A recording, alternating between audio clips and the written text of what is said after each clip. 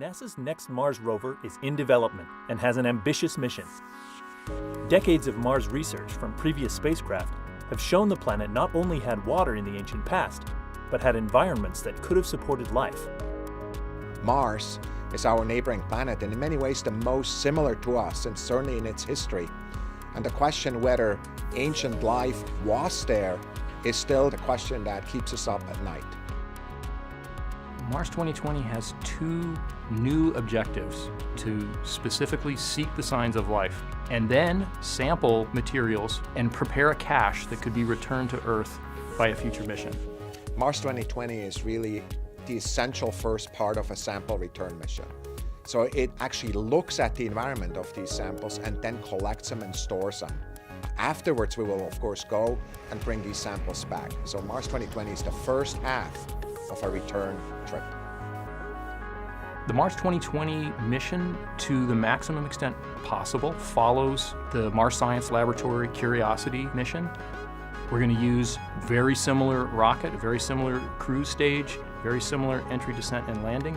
And the rover, when you step back, will look almost identical.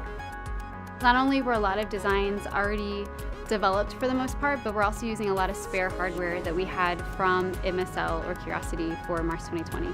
If you know where to look on lab, you can walk around and see a lot of the EDL hardware and the cruise stage hardware that's already been built.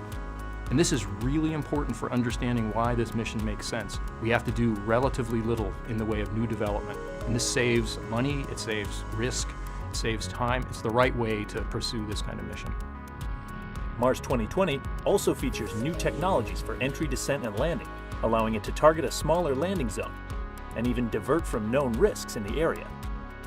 It means that we can both go to places that are maybe more interesting to the scientists because we're able to handle places with more hazards, as well as land closer to the things that they're interested in off the bat. So we get to the science that they care about and more quickly.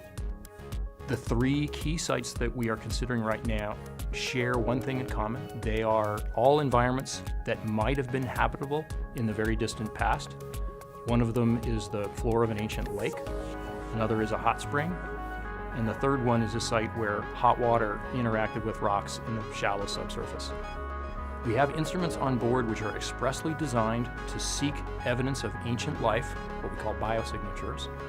And we have the capability to prepare samples, drill them out of a rock, seal them in a tube so that a future mission could go and bring them up. We call that caching. So it is a first of a new type of mission, which is to bring samples back to the best labs we have, which are here on Earth.